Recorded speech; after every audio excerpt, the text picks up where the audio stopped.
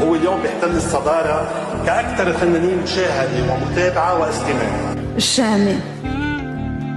اليوم أنا بلبنان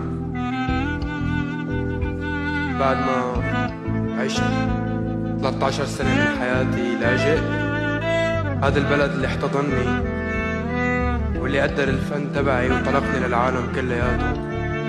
فأول شي رح أعمله اليوم بعد ما شايفين عم ترجع لبنان هو إني أتشكر هذا البلد العظيم اللي دايما كان منفسنا ومنبر الحرية والسلام. فما كنت خايف من هذا الشي اللي بينقلي إني بمثل جيل، بس بما إني تلونت وانكب علي الحبر وكل حركة صارت بتعلم بمكان وصارت مسؤولية علي، بدي أقول لبلدي عيون الكون كله علينا، حبوا بعض، خلينا نرجع مثل ما كنا نقدم فن وحب للعالم كلياته.